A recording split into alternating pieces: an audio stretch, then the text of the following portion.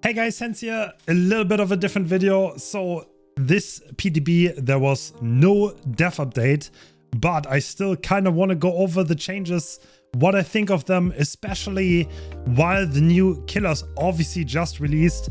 There are pretty huge changes to 6 different killers, and I kind of want to go over them because there, as I said, there was no dev update, no time to discuss. It really came straight to the PTB. And yeah, I want to discuss, and then at the end of the video, I'll give my opinion on the new perks and the new killer. But first, the killer changes from this PTB. The first one is Dracula, the Dark Lord. The shapeshift cooldown is going the opposite direction. It went from 5 to 2.5, which was a bit much. Bad form was incredibly versatile, and that's going the opposite direction now, which I think is a pretty decent change. 3.5 is going to make it a little bit more reasonable for survivors to get away from bad form, because obviously if you walk away 2.5 seconds, you can't walk very far. 3.5 will give you a little bit more of a window. So the Hellfire cooldown is going to 10 seconds. It is incredibly spammable, and even if Dracula misses, there's not much time to get away at all. So that is probably going to make it a little bit more punishing to just spam the power of the survivor stuck 10 seconds. And we have some nice wolf form buffs. The first one increases the spawn rate for scent orbs to 1 every 5 seconds instead of 6. So scent orbs obviously give the wolf form his dashes back, but it also gives him haste. It makes him 4.8. So this will generally be a buff to wolf, even if you just run survivors down. And not only that, you're gonna get your power back faster. And on top of that, the pounce charge time has been reduced a little bit by 15%, as now 0.85 seconds. So that should make wolf form a little bit better. I'll be honest, I think wolf form is a bit underrated by the player base.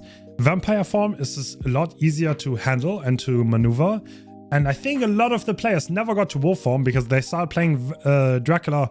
They noticed, okay, I have more success with vampire, and they never got into the wolf form. But I've seen really good Draculas make such insane good use of the wolf form. Certainly underrated. Next up, we have Demogorgon, who got some base kit buffs to his portals, to be more specific, because his portals are a little bit underwhelming, to say the least. A lot of Demogorgons completely ignore the mechanic because it just takes so long to set up. Not only that, the teleport takes ages, and yeah, that's hopefully gonna get a little bit better. We have decreased the portal time has been decreased to 0.85, so that's 15% faster setting speed. The entry time is also 0.15 second faster, and the travel speed is 28 meters per second instead of 20. So not the biggest buffs, but it should definitely help make the portals a bit more strong and usable overall. Demos add-ons, 3 add-ons got a little bit of enough, and these are the ones that increase the sealing times of portals to make up for the buffs to not make portals too annoying. And there was one massive thing that always held back the portals from really getting buffed, and that's the lifeguard whistle, especially together with Devour Hope, because you could see survivors that were on portals and you could instantly go back, and it was like kind of uncleansable and an absolute solo queue killer. And that add-on got changed now, and the number of portals gets increased by 2 instead of the old effect. That's quite a niche one, but yeah, most people will still obviously run Blackheart and the Pallet Shred add-on. I already forgot the name. So next up, oh my god, I'm so happy about this. Ghostface got base kit buffs. So the Night Shroud cooldown is now 17 seconds instead of 20. And the time to mark survivors is 4.5 instead of 5. These were 2 brown add-ons, Philly and Walleye's Matchbook, that have been halfway put to base kit. You see that the add-ons got decreased by half, and half of it went to base kit. Not running these add-ons felt horrible on Ghostface, and it almost felt like it was necessary to run them, even though he has great add-ons, and that will hopefully help. I think Ghostface is one of the weakest killers. I really like him, but yeah, definitely on the weaker end, so that could help him shine a little bit more. I can't wait to try that out. Next up, we have Chucky. Chucky's getting... I mean, okay, the cooldown is going back to 12 seconds. 10 seconds was insane. I honestly still feel like 12 seconds is probably gonna be too much. Too little cooldown for how deadly Slice and Dice is and how hard it is to juke. And then we have a decrease to the scamper time to 1 second. You can only scamper anymore if you're in a Slice and Dice. And it was so reactable, so this is going to be a little bit of fast animation. Still going to be hard to catch survivors with that, but it's more reasonable. And Red Poison is dead. The range has been halved, which means you cannot just dash and react to survivors anymore, because you need to be relatively close before you can even see what they're doing, which will make it a lot harder. And the duration has been halved to 2.5. So this add-on is not... I don't think this add-on is dead, but it's gonna be a lot less common and less annoying to go against, which is super cool. But as a Chucky, you can still use this add-on to see people crouch around corners. So you can kind of prepare for that, and yeah, can certainly still be a lot of help. Next up, Vecna, who got some cooldown changes. His cooldowns are going unique. Before, every single cooldown was 38 seconds. They're gonna have unique cooldowns now to help balance the spells a bit more. So the Dispelling Sphere is 35 seconds now, Flight of the Damned 35, Flight is now 25, which is that's a huge buff to the uptime, and Mage Hand is 40. Mage Hand is a little bit more uncommon, Flight of the Damned 3 seconds, and the cooldown after cancelling a spell got increased a tiny bit. Dispelling Sphere disables magic items a little bit less, doesn't really matter. But the cooldown add-ons got a little bit of a nerf. So if you run double cooldown, you will pretty much be a little bit weaker on Flight of the Damned, which is a bit tragic because that was... They got rid of 4 seconds and they added 3-second base kit. So you don't have to run cooldown anymore, but if you run cooldown, it's not going to be as strong. But obviously, flight cooldown 25 seconds, that's going to make a massive difference. Wesker. So the cooldown got reduced to 5.5. It was a little bit too high, especially if you compare it to other killers. 5.5 is a safer bet. He got nerfed with his infection rate coming off hook, and I think that's a justifiable change to make it a little bit better. In compensation, the glove add-on has gotten a tiny bit of a nerf. Still probably going to be meta, I suppose. I think gloves are still going to be really good. Now we're getting to the really exciting part, and that is Myers. Myers is getting massive buffs in my opinion, and I'm so happy about this. The consultants had a lot of impact on this change, and yeah, I love the direction this is going, and it's gonna make Myers a lot more fun to play in my opinion, and yeah, make his stalking actually feel like stalking and not just running into survivor's face and pressing him too. So the Evil Within movement speed is increased to 4.4. No more 1 of 5 tier 1 Myers. That's gone. So you're not gonna be able to run a Myers around the rock for 2 minutes if he's in tier 1. 1 of 5 is incredibly easy to outplay and really annoying. The maximum stalk speed per survivor is going to 20 points instead of 10. This means effectively you can get twice as much stalk out of a single survivor. Decrease the amount of Evil Within required to reach Evil Within 2. 40% less Evil Within required to reach tier 2. Tier 1 was an absolute... It was so annoying, it felt detrimental to the killer, and I think that's going to change now. Because A, you can actually play Evil Within tier 1. You're not going to feel bad if you actually go for a hit instead of stalking, which you should never do. You should always try to get off tier 1 as fast as possible. So tier 1 actually has serves the purpose. You can surprise survivors effectively, and you're not going to be stuck in it forever. Increase to the evil gain multiplier when stalking from afar to 1.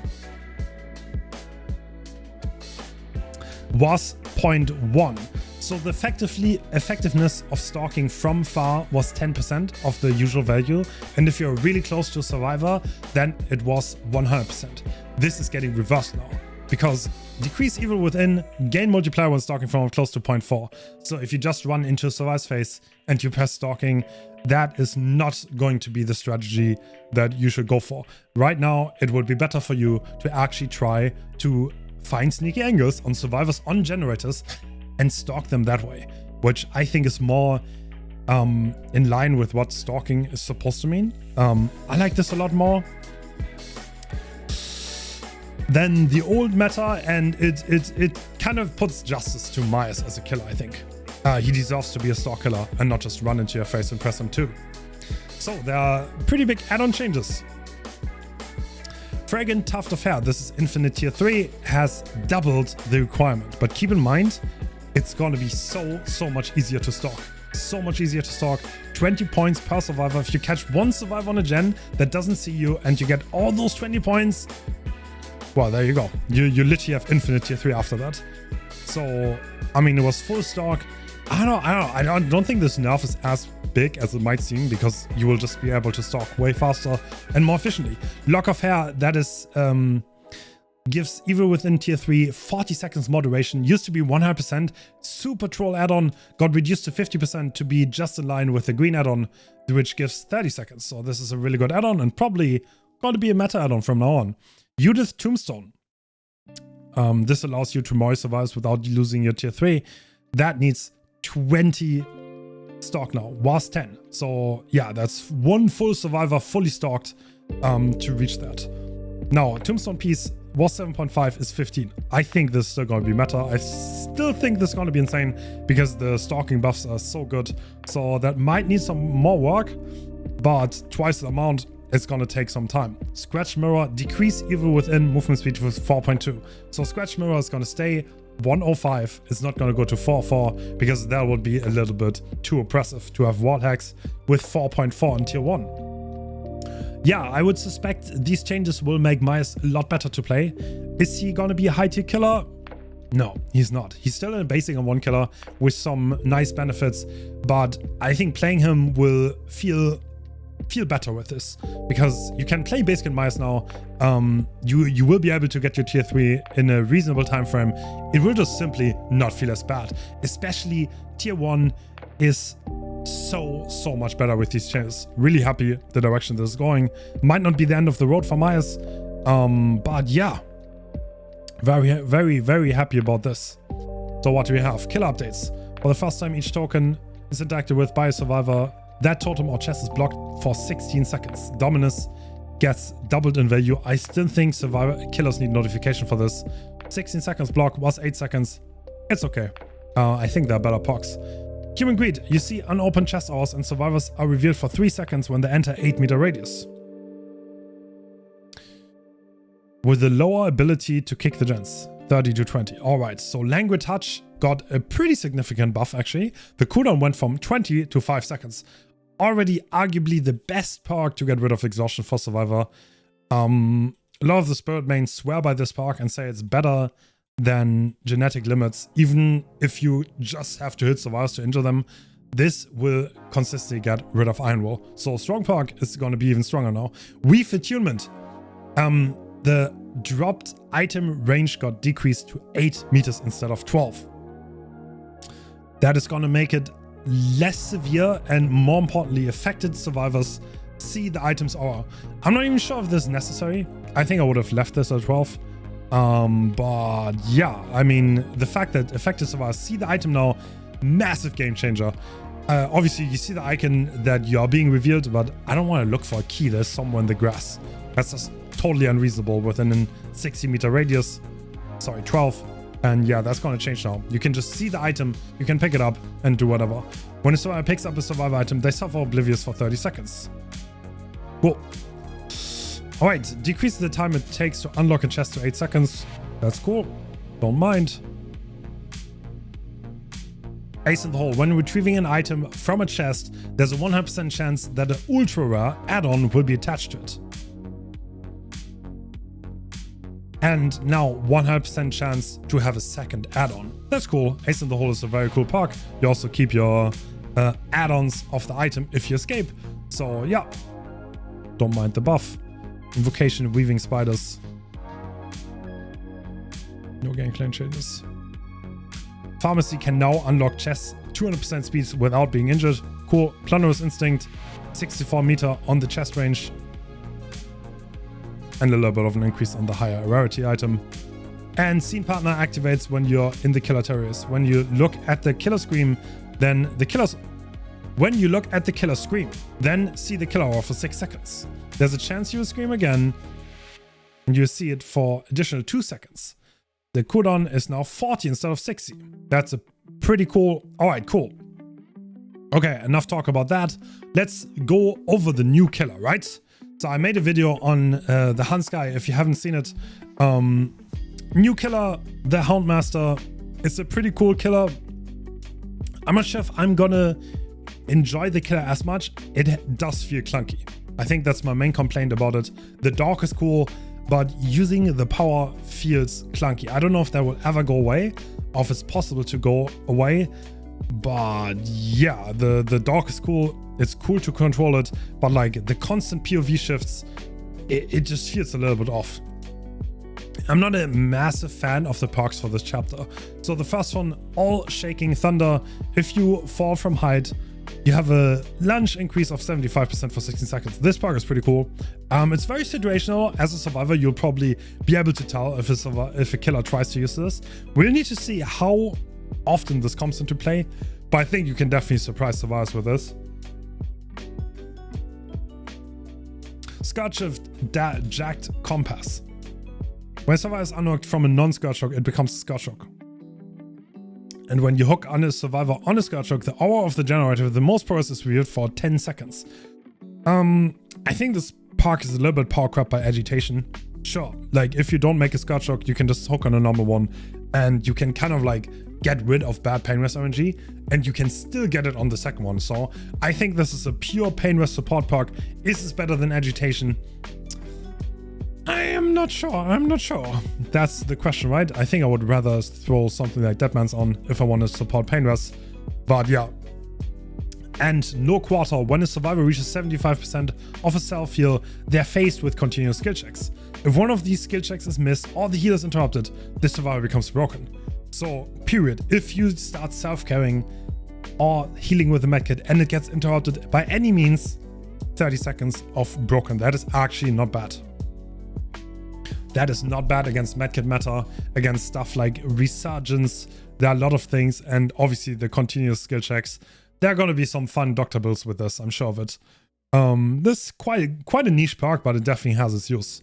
Jack Compass, not really a fan. I think this is power crap by agitation. And All Shaking Thunder is pretty neat. So now we have the survivor perks. Invocation, Treacherous Cross. There's an invocation perk, and after you complete the invocation, if a survivor is in the terriers and the killer scares a crow, they're always revealed to all survivors for 2 seconds.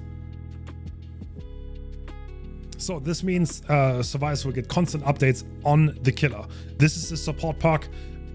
You become broken, obviously. I don't know if this is worth using with this 3 seconds. There are maps where this is going to be insane, like Larry's or Hawkins, because they just have more crows than normal. And you will be able to see the killer. You'll probably be able to see the killer almost anywhere, and you can do insane stealth plays with this probably. Is this going to be a generic perk that everyone's going to use? No, absolutely not. That will not happen, not with 2 seconds. But I think you might underrate this from just reading this. So it's a bit stronger than you think. Clean break. After you finish healing another survivor while being healed by another survivor, press the ability button 1 to become broken. After 60 seconds, you become healthy. So you need to finish healing another survivor, and then while you're being healed by another survivor, press a button to become broken, and you skip the heal. Is this worth it? I think this perk is way too situational, and there are things that I feel like are just like a little bit better. For example, like Second Wind. I would rather run Second Wind, right? On Second Wind, after I finish healing another survivor and I get unhooked, I become broken after 60 seconds. I'm healed. 60, not 60. So yeah, I think this perk is too situational, honestly. Time saver, yes, but probably a bit too niche. And obviously the effect is cancelled if you go into the dying state. Shoulder of Burden. So this is gonna be the one perk, the odds perk, right? Once per trial, as long as you're not on death hook, press the ability button 2 in front of a hooked survivor to unhook them. When they're unhooked, they lose 1 health state and you gain 1 hook state. You also scream and become exposed. Okay, so obviously this is the first time where you can take hook stages for people. This is a support perk for experienced players that want to elevate their solo queue teammates, in my opinion. And there's a high chance it will do its job. At that, you can also kind of prevent... You can kind of force the killer into 8 hooking. If like everyone has this perk and you continuously hook trade, then, well, there's no way for the killer to actually get anyone on death hook. So actually a really strong perk. I don't know how good this is in solo queue in practice, but for coordinated people, it will probably delay the tunnel out quite a bit. I don't know how to feel about this perk. We will need to see, but exposed 20 seconds is probably going to be a problem for solo queue and not for insane people, because an insane team will just trade hook stages. They're going to use the time, they're going to do the gens, and then it's out. Then it's over.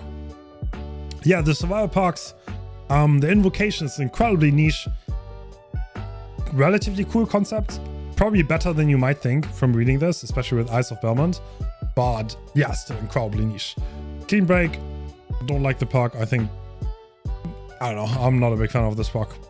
Shoulder, the burden could be broken. We need to see. I don't know how to feel about this perk. This might be really, really, really annoying. And lastly, the new map. I've played this on the video of the new killer. Looks really cool. It's not going to come out with this patch though. But it's a new map on the Almond Realm with the main building. Looks really thematic and spooky and cool. I'm honestly a fan of that. And on top of that, we have HUD activity improvements. Sadly, no anti-camp on the HUD. I would love to have that at some point, because that would make the anti-camp actually useful for solo teammates. Right now it's not. All activities will now surface their progress on the activity HUD. That means exit gates, heals, mending, these kind of things. A new activity was created to differentiate between mending and healing. A new activity was created to differentiate between blessing and cleansing a totem. Some killer power interactions were previously missing are now included in the HUD. That's gonna help solo queue a little bit. Obviously, always welcome for those changes. Is it gonna be... I don't know, it's not gonna be the end of the world. I think we can go further. In my opinion, you should go way, way further to help solo queue in these matters. I would show perks of teammates. Ideally, some kind of way to give directions. These things that mobile already had. Hopefully we're gonna get there one day. I fully believe that's what Dappadella needs, and that's what is gonna eventually make solo queue hopefully a better place. And HUD improvements, visual differentiation between a perk being temporarily unavailable and disabled completely. First time implementation for the new invocation perk. Cool. There can only be one invocation per game. And that is it for the patch notes. Very interesting things. Quite a big patch, honestly. There are a lot of killer updates for this being a main release. But yeah, honestly, I am a big fan of a lot of these changes. And hopefully they're gonna help make DBD a little bit better. Alright, that's it for the PTB patch notes / dev update. Hope you enjoyed it, and I'll see you guys next time. Bye bye.